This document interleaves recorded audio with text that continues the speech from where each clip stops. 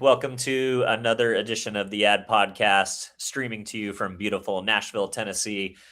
We've got a really exciting guest for you guys today. John Carstens is the Chief Creative Officer at Team DDB at Omnicom, leading creative efforts for the U.S. Army account, a massive multidisciplinary consortium of 9 agencies and a consumer insights company. And he's a seasoned writer, strategist, and creative leader. He specializes in building and managing large teams to deliver innovative storytelling across brand categories. His career includes roles at SapientNitro, where he led digital creative departments, Apple, DDB, and others, with a focus on creative diversification, research-driven ideas, diverse perspectives, and evolving industry trends like AI and advertising. He's appeared on podcasts such as How I Effed Up, discussing leading the Army account and lessons from setbacks, and others on unlocking ideas through perspective and storytelling. He's based in Chicago with ties to DDB Chicago, obviously, and he's active on Instagram at the handle Carstensable. That's Carstens like his name, IBLE, and has a personal website as well where you can see his portfolio and work, johncarstens.com, highlighting his work and news stories, experiences, and outcomes. John, thanks so much for coming on, man. Thanks for having me. So it's been a year of change, a lot going on over in your part of the world in the Omnicom IPG merger, obviously. And I think the first thing that we got to just kick off is, you are still Team DDB, but, there was a lot of talk around the holidays during the merger that they were kind of finally folding in the DDB brand and dispersing teams to other shingles within the Omnicom IPG new emerged network. And I saw a lot of obituaries out there, including from Barry's that are, advisors that I work with, like Barry Couples, who's an old school, DDB OG, to, the founder of David and Goliath. I mean, a lot of people were really out there, like no one was mad or anything, but it was like pining on the days of DDB and how much it meant to the advertising world and the lessons that they learned from the founder. Some were mad. Yeah. Well, we said before we turned on the camera that we weren't going to get into politics, whether it's government politics or agency or marketing politics. But hey, you said it first. So why don't you tell me a little bit about, what's your beginning of year has been like? And, I mean, look, DDB means a lot to a lot of people. So, as someone who continues to steward that brand as the chief creative officer under the Army multidisciplinary account, just be curious on your perspective on how things are going. Well, yeah, 2025 was a year of great change. And, as somebody who professes to like change, I'm obligated to say I embrace it. But yeah, I mean, I've been doing this job for 7 years, and we've gone through a couple administration changes, and of course that has an impact on what we do, but it is not the only impact on what we do. I mean, the Army fundamentally is defined as a political organization, and the commander in chief is whoever is the elected president of the United States. And oftentimes, how people feel about the Army and our remit to recruit people into the United States Army depends on how they feel about the current president. But when you're like an Army officer, for example, who's had a long career, you will have gone through multiple administration changes, and they've got a chain of command, and it is a very large and matrixed organization, and because of its complexity and its size, that's part of the reason why there are things that don't change, with the political winds. So we can get more into kind of philosophically about why I enjoy being in this role, because we're talking about pretty meaty, meaningful things, and sometimes some contentious things and some polarizing things. But it's although I enjoy working on things like beer and candy, a candy product extension, we can furrow our brows and try to have serious conversations about something like that. But that doesn't quite deserve the weight of the conversations that you have when you talk about the U.S. Army. So I kind of like the heavy stuff, honestly. Yeah. And then you've got the Omnicom reorg, and that was announced right after Thanksgiving, and so that created frankly a lot more clarity for a lot of us. one thing that's still some more threads to be pulled. We are still called Team DDB because DDB is the prime contractor on the government business. As you mentioned, we're 9 agencies, and DDB is the prime agency. All the other agencies are subcontractors of us. I would list off all the agencies. For the last time I did that, I forgot somebody. But I'll list a couple and say and so on. But we've got OMD, we've got TMA, we've got FH for a number of things. We've got analytics, we've got a research agency, and so not as easy to change our name, but that it may happen at some points, maybe soon. But as of this conversation, we are still actually called Team DDB.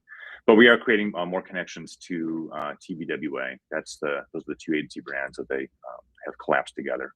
And if I were to make my choice as to which agency network to be merged with, it would be TBWA because they have a creative origin story, just like DDB does. Yep. And for me personally, it's kind of a full circle moment because that's where I began my career. Was at TBWA Chiat in LA. Wow.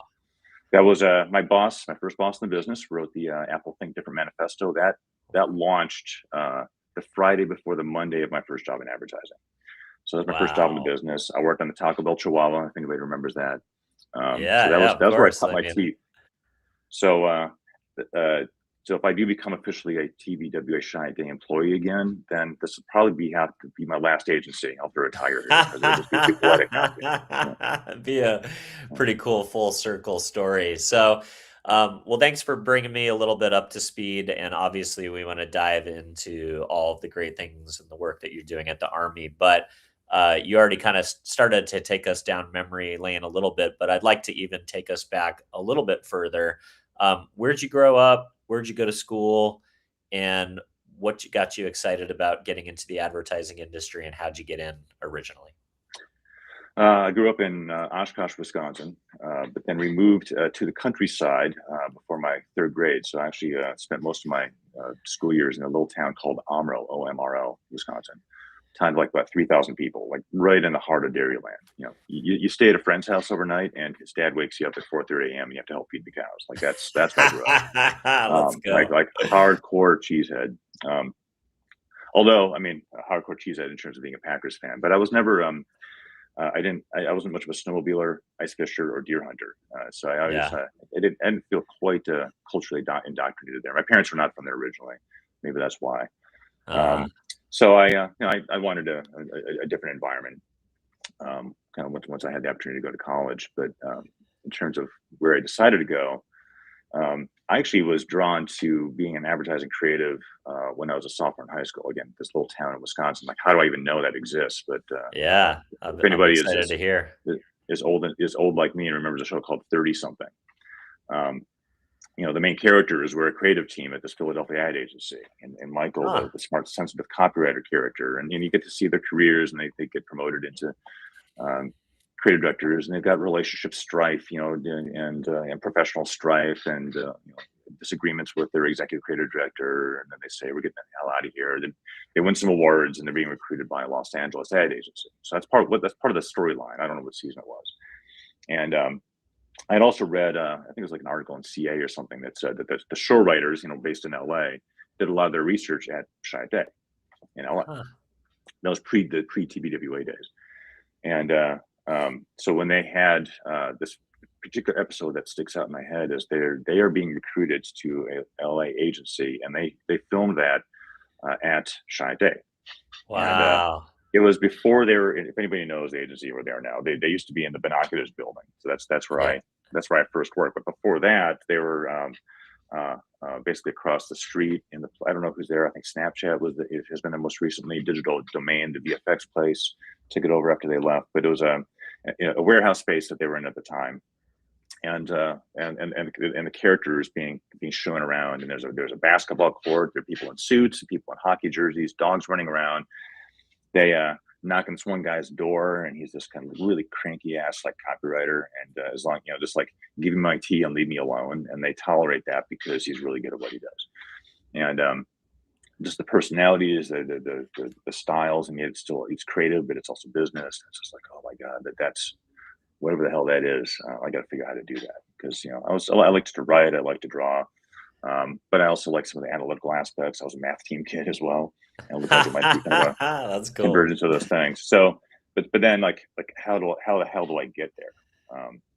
And I had lots of well-meaning advice from people that had no fucking clue how to get a good job as a creative in a big city ad agency where I grew up. But I started at Northwestern, which seemed like an appropriate place because they had a good communications program, they had radio, TV, film program, a journalism program, arts and sciences. But I thought there's a mix of things that seemed appropriate. But when I was there, I remember I went to a career fair, and there was an account woman from Leo Burnett Huh. talking about how she got her job, a Northwestern alum, and how she got her job there. And I said, interesting, but what about in the creative department? Like, how do they get their jobs? And she had no idea. She was like, I don't know how these people get their jobs. And I was like, well, fuck. I mean, I came to this school is kind of hard to get into, and I thought I was going to kind of grease the skids Get to some get this job advice, that I right? want.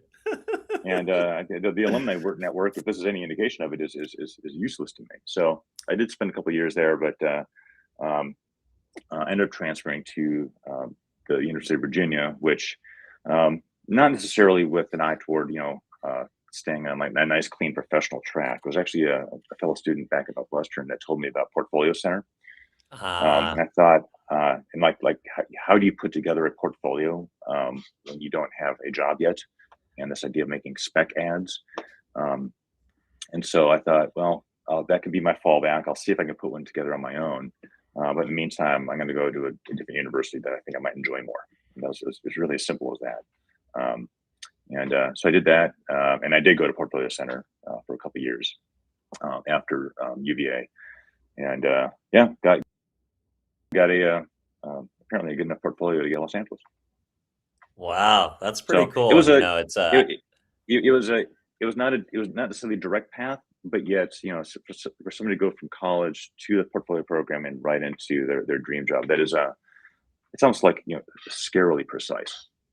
Yeah, well, look, some people I think are very analytic and very methodical. I had a similar experience in high school where I made a short film for my Spanish class, and I'm like, this is what I want to do with my life. But somehow fell into the advertising side as well, 10 years later after I graduated. But I think having that kind of vision early and then figuring out, what school and what programs and, just how to get that real life work experience is super important and probably most important for the creative side because, if let's face it, if you're an accounts person or a media agency guy or a person at, if you're in these other disciplines, you don't have to have that, that background and that kind of experience of work coming into some of these entry level jobs. But I think that's fascinating. So I did not hear veteran in your background. Were there any veterans in your family? Do you have any connection to the armed services or the Army, as an individual? No, nope, Interesting. Yeah, that's no. cool. I mean, certainly, there were some folks, guys, mostly guys, Yep. who were Army Marines. Actually, it was more Marines examples that come to mind, and I do remember some people I went to high school with. That frankly, you look at these people and you think, oh my God, these people will have no options. Uh-huh. And then they join the military, and then they come back and give a speech at the school, and you don't even recognize them. And so, just Such a really, I think transformation, right? transformation story is there. But when you're recruiting for the Army, you don't want to be just the transformation of people with no options, right? Yeah, right. It is actually a good opportunity for more people for that. And if I go back to myself at that age, would have been right for me? Still probably not, and it's not right for Mhm. everybody. And in fact, it won't accept everybody. It's got some pretty strict, requirements you have to hit to be able to even qualify to join the Army. But there are more people that it is right for than realize. And if you can get past the point of looking at the world in non-binary terms and non-polarized terms, and kind of there's a lot of biases, a lot of misperceptions, and that's what makes it interesting to me. Is my misperceptions are thrown still every day working on this thing. It's such a vast, complex organization, and it's really hard to reduce to a caricature like it is sometimes. But when DDB was talking to me about this role, I told them I don't think I'm right for it. just because I'm not inculcated enough in the world of the U.S. military, and I thought it would be interesting, but I was afraid that I would not have any credibility with this client. I think that was probably my main concern. And DDB said that's why you are right for it, is Interesting. because we need that objective perspective. And in years past, whether it's the Army, you probably still see this with how they cast people for the other military recruitment accounts.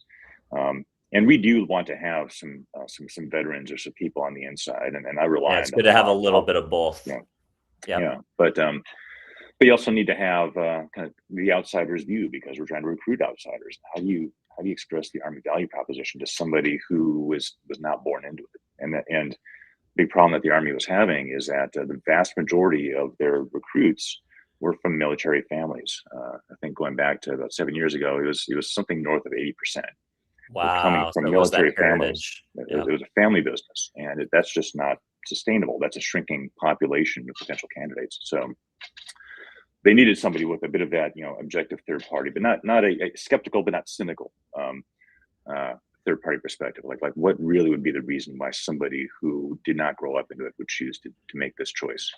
And so that's why they wanted, and I think probably if you hear me talk about it this way, that again, I was a math team kid, but I also I was a rhetoric major.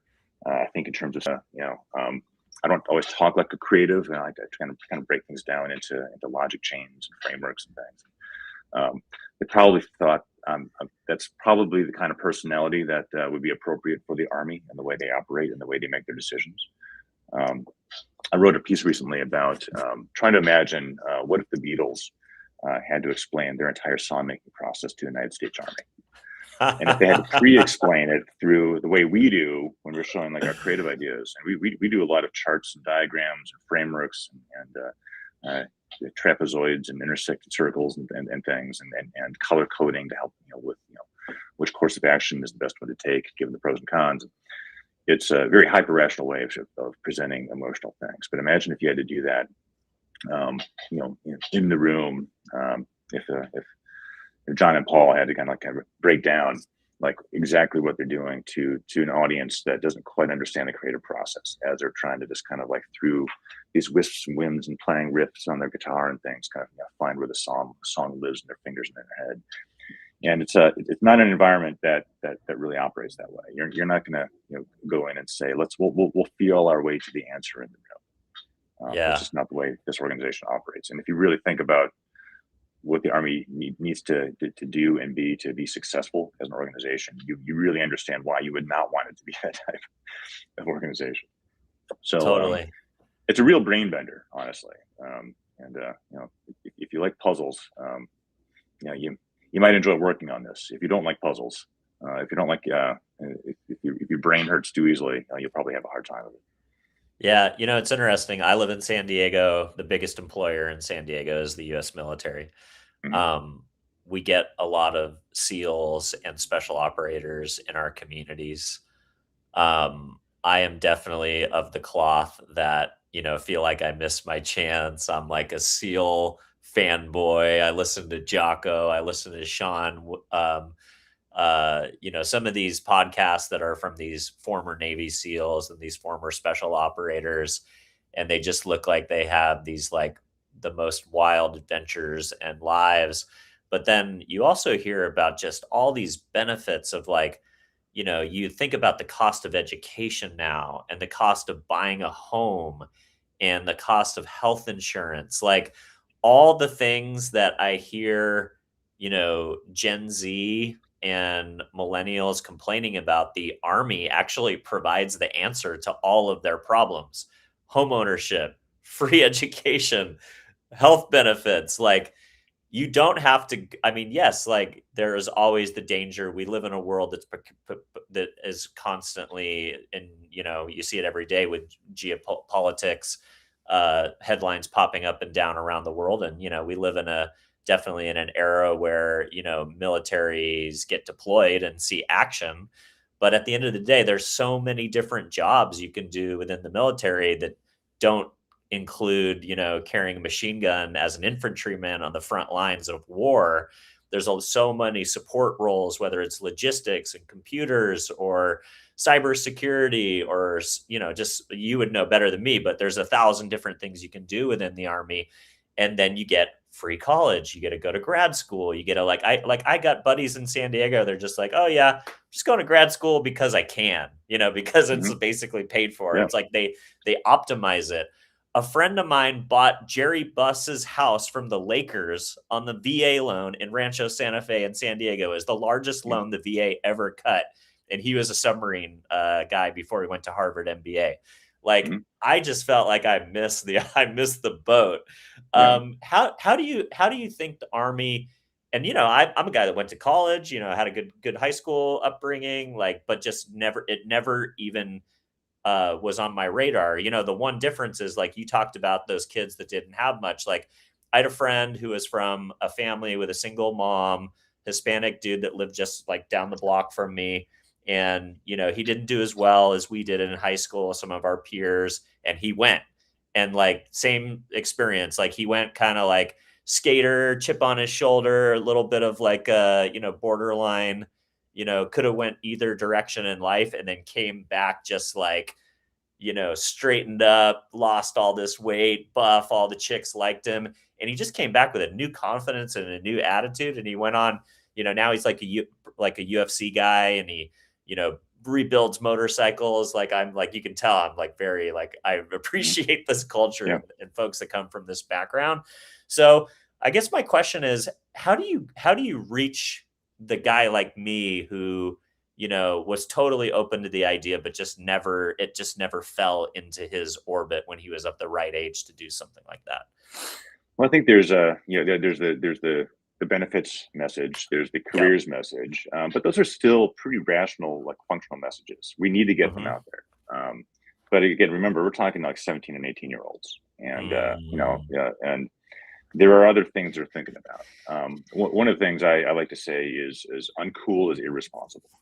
Meaning, if you are an organization brand, an employer brand, that somebody does not want to have associated with their personal identity, good luck getting them to join your organization.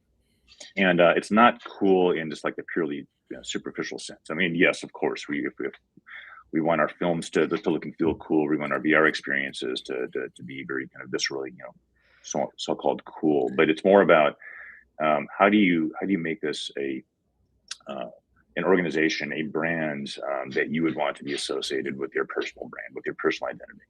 And when you're still talking about people at an age, regardless of whether it's Gen Z or millennials or Gen X or whatever generation you're talking about, at that age and where you are in your identity development, your social development, personality development, and what matters to you, you still care about what your peers think of you, and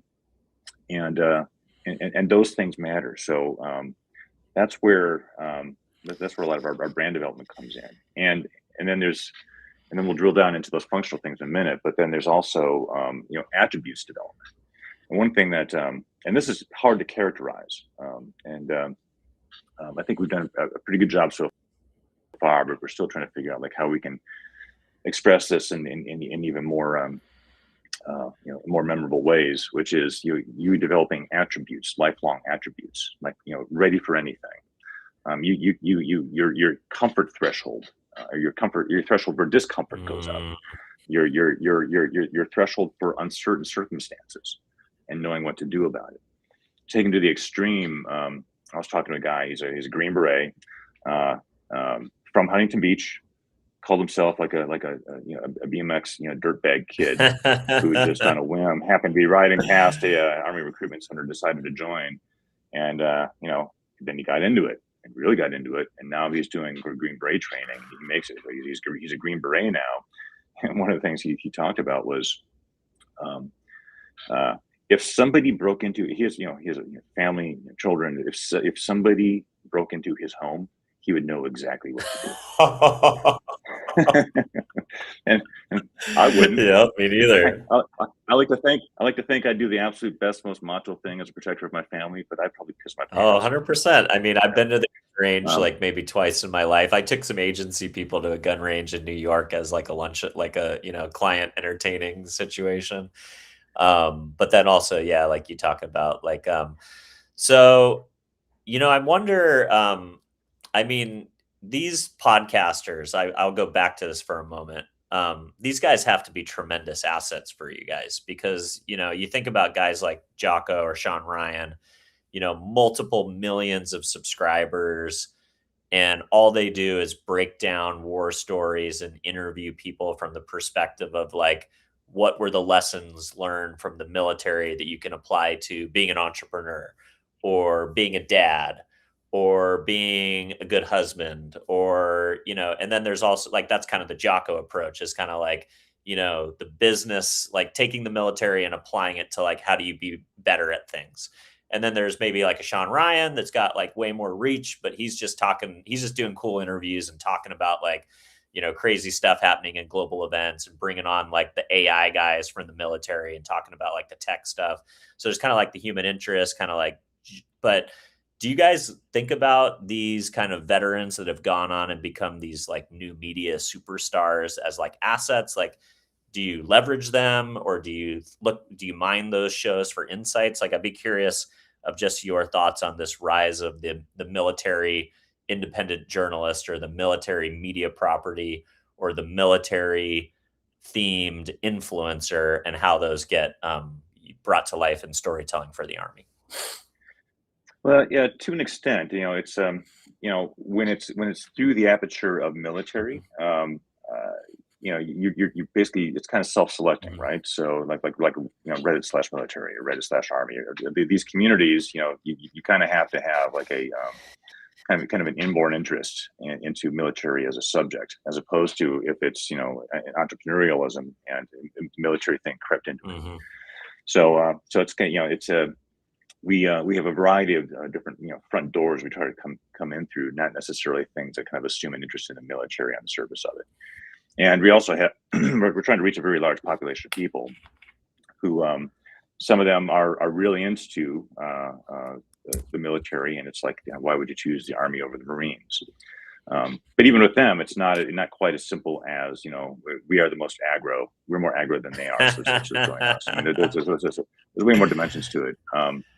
So I think there's the how do you get the jocks, the nerds, men and women, and some people like, okay, if this is what you think the Army is, and if it is true, then we're going to emphasize that. But then for a lot of people, it's like the Army is not what you think it is, or is more than you think it is. Mm. So I think it's we tend to focus more on more broadly on cultural influencers across music and sports. Sports is a good one, right? Because that has a bit kind of broader engagement and appeal than just like a military pathway. And so lately we've been doing a lot of things, especially through our media partnerships, where we will pair up people from the Army with an elite athlete or a Oh, group of that's elite cool. athletes. Yeah. But not just feel like a brand association. The elite athletes actually have something to learn from the Army. Wow. Yeah. So, for example, we did a thing with Aiden Hutchinson, and he's just last year he's just coming back from a catastrophic injury, and we paired him up with a guy who trains Army Rangers, and this guy he held his own with Aiden Hutchinson. I mean, this is a big guy, very cerebral, some really good kind of thought exercises and things for Aiden Hutchinson to think about as he's about to hit the field again after a bad injury. We did it with the U.S. ski and snow team, including some of the people that you see kind of getting some medals in Italy right now. The association between the 10th Mountain Division. If people are watching the Winter Olympics closely, they'll see that story being told. How the 10th Mountain Division of the U.S. Army is frankly responsible for the U.S. ski industry as we know it, and how they train in those conditions, and how they some of the mental training that they do could be helpful to an Olympic athlete in training. So there's that is something that we're leaning into more currently. But there were fashion influencers, music influencers, entrepreneurs, absolutely.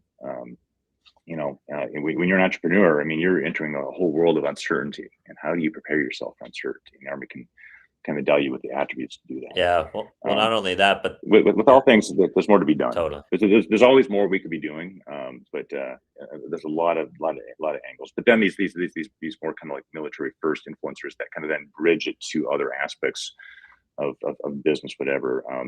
Yeah, that's in the fold. But I think it's kind of like entrepreneurialism, and oh, by the way, military can get you there, as opposed to you have an interest in the military, and then here's what else the military can do for you. Yeah. Is generally how we approach it. That makes sense. Yeah. I actually represented the very first non-veteran influencer that you guys ever worked with. I represented Demi Bagby, who had, she was the world's largest female fitness influencer, San Diego native, military aligned from like all the nonprofit work she did was supporting military and veterans. And we constantly collaborated with people from that community. So we got an opportunity. We were the first ones to work with you guys, and it was through DDB back in the day. So that was fun. Yeah. It's and there's some amazing stories to be told about the best of the best, and that's another thing we wrestle with, which is one of the problems we have is we say relevance versus reverence, and so thank you for your service. Usually the subtext there is I could never do what you do. And so the hero worship of somebody who seems extraordinary, but what we're trying to say is like they didn't start out that way. We can develop you into that. So sometimes when we show kind of like the Army elites, we have the term in our strategy group, we call it like distant star, like that is something that is unattainable. And how do you show the aspirational side of the Army without people thinking that is something I cannot be myself? And that's, again, another very interesting challenge. We want to be able to tell those stories of these extraordinary people without people having that reaction to think maybe that could be easy. Yeah, well, when what is it now? 2/3 of the population can't meet the basic training standards. So yeah, you have to be somewhat realistic in where people start, from like a starting point.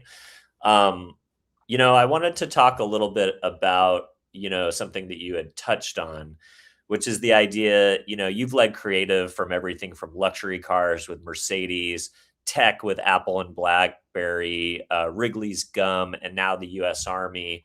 You talked about the idea of meaning and kind of, or maybe just the gravity of the account. Like, you're not selling gum, you're not selling iPods, you're not even selling $100,000 car. You're selling a major commitment and basically a defining moment in your life and for the rest of your life. And you're selling the people who are in charge of making sure that America stays free. Like, that is heavy. Talk about maybe, if you wouldn't mind, go a little bit deeper in that, maybe even from the perspective of, like, you mentioned, you at first thought you weren't the right guy for the job. I can also see, your Midwestern background maybe was appealing to some degree, right? Like, you get where maybe, a lot of these kids that are getting recruited aren't coming from the coasts, they're coming from middle America and these small communities and these rural areas. But would love a little bit more of a touch base on, like, the gravity of what you are promoting and what you take to that responsibility as a creative. Well, there's the responsibility to the organization, to an organization, but I also think about the responsibility to young people in America, and because if I truly believe that this is an opportunity that more should actually take seriously. I mean, you look at like the problems with like employability or uncertainty or young people not necessarily like gaining not only the skills but the attributes they need to have a successful future. And what is an organization that is just like had a couple centuries of iteration to get to certain best practice to develop certain attributes of people and to do it fast. One of the things that was like really affecting, like at the very beginning, we did they call it a greening trip, this kind of orientation trip to Fort Jackson. And they wanted to make sure that we were there for Family Day, and I can see why. So Family Day is like right before their official graduation ceremony, and so it's like we were right at the end of their 10 weeks of basic training. And mom, dad, grandpa, girlfriend, brother, sister, cousins. I mean, they're there at this event, and they go through some formalities, and then they break, and families go meet up with your soldiers. in a lot of cases, these families could not recognize their loved ones, and in a good way. Yeah. It was just like oh my god, like look what was happened to you. And it's not like you've been transformed into something I don't recognize. It is like they unlocked something in you that I knew you had. Wow. And that's a hard thing to capture in a key visual, right? So I mean, you'll see a lot of them would hold up their photos of them when they were sworn into basic, and I saw these kids, and they're they're they've got phone neck. Yeah, I mean, even if you're any Dad, 17 or 18-year-old would, like, none of us are truly prepared for that moment, yeah, at that age, right? yeah. I mean, bad posture, avoiding eye contact. Can tell they haven't seen a lot of sunlight, and then 10 weeks later, they're tan, they're fit, they're self-possessed. They project their voice, they make eye contact, they say please and thank you. It's like We're squared away, as they in say. 10 weeks, yeah, in 10 weeks, and I mean, how many young people wouldn't benefit from observing that? And again, it's not about transforming you into something that you aren't. It's like unlocking something that is maybe just kind of dormant inside of you. So that's really effective. And I've got a 18-year-old and a 21-year-old. They are not in the military. They chose not to, but I did, particularly with my older son, who's a mechanical engineering major, STEM kid. Military makes a lot of sense. Would you consider, something like Army or Air Force? And he gave Air Force, a pretty serious look a little bit and chose not to do it. So unfortunately, because now we have to pay all of his tuition. Um, but but yeah, I kind of look at it from that standpoint as well. Is that I think that there are a lot of young people, and a lot of young people that really need some help and don't know where to find it. Again, the Army's not right for all of them, but it's right for more of them than realize it. Yeah, 100%. So let's talk a little bit about the general brand of the armed services. We mentioned that we weren't going to get too deep into politics, and I will gladly reciprocate there. But the reality is, rebranding the Department of the Defense to the Department of War is a obvious posture of like, hey, a new army, or we're a new not a new army, but we're a new Department of War. We are on offense in the world, no longer on defense. We're going down to Venezuela and capturing bad guys. Like, we're doing some wild stuff out there, and we're projecting American supremacy and might from the perspective of the military. The funding has never been more. I think it's like 1.5 trillion now or something like that. I mean, there seems like there's a major investment in the armed forces, both from a financial perspective, but also in the brand from the commander in chief on down. I would love your perspective on, is that making your job easier, harder, as someone who leads the brand of the Army? Because in some ways, like, I would say maybe a candidate looks at what's happening in the world and they're like, ooh, like, maybe we're getting lined up for something where it's like kind of like the Desert Storm, or the War on Terror days, right? Where guys thought they were signing up for like going to um, you know, the thing where they just do it on the weekends or whatever, and then they're in Iraq for 15 months. So be interested to kind of hear your perspective on just kind of the overall posturing of the armed forces in general and how that trickles down to the Army brand. Anything that happens politically makes our jobs easier and harder simultaneously at the same time. Yeah. How's that for a diplomatic Hey, answer? of No, it's course. but it's true. I mean, it's if you talk about we're going to refocus on our warfighting mission, some people will like it and some people won't. Mm, And like or don't like in this case means I will consider joining it or I will not consider joining it. And on the flip side, okay, we are a more inclusive organization than you realized. Some people will like it and some people won't. And so I think the effort to remain an apolitical organization that does still exist. This is an inelegant way of putting it, but it does have a very functional purpose, mm, right? But part of that projection of power, I love some of these military euphemisms. Credible deterrence. mm. meaning our strength means we don't have to fight because people won't bother messing with us. And frankly, that's part of what's going on here is, and what you'll consistently see in terms of like it's kind of, if you want to call it a brand posture. When you put something out in the world where you're trying to recruit from a large population of young people to join this organization, some of whom are sitting on the fence, some of whom aren't sure that we want to take you seriously, and some of them are pretty kind of gung-ho and hope they qualify. Some of them are waiting against the Marines. I mean, it's a large population of people with different drivers and barriers. So you're trying to put something out in that world that attracts more people to join the Army. But then this is like, very public communications, even just like, as sophisticated as we've gotten, like kind of micro-targeting, certain people. These are very public things that we do, particularly when you think of like if you put something on a Big Ten football game, a lot of people are going to see it. And when a lot of people see it, it's out in the ether, it can be shared, and now your adversaries can see it. And so if you're like a leader of the Army, like you don't necessarily want to put something out there that might attract a group that might have not considered the Army, but that might suggest to our adversaries that we are weaker than you thought we were. So talk about a tough marketing challenge, right? Yeah. Even though recruitment is our marketing remit. That's your KPI essentially in the world. Yeah. And how is that under kind of the rebrand of the Department of War? Are recruitment numbers up? I know political pundits like to say they are, but I'd be curious what the real metrics look like. The effects are never as immediate as people think they are. Like you don't make a change like that, and all of a sudden you see a surge, and then like a week from now you've got so many more people like starting basic training. Yeah, unless you have like a 9/11 moment or something like that. Right. But even then, I mean, even then going through the recruitment and processing and contract and paperwork, there's some government paperwork involved. Even if you're highly motivated and I want to join tomorrow, it's not going to be quite as immediate as that. The Army can turn on a dime and send tens of thousands of people overseas to start building a forward operating base on a dime.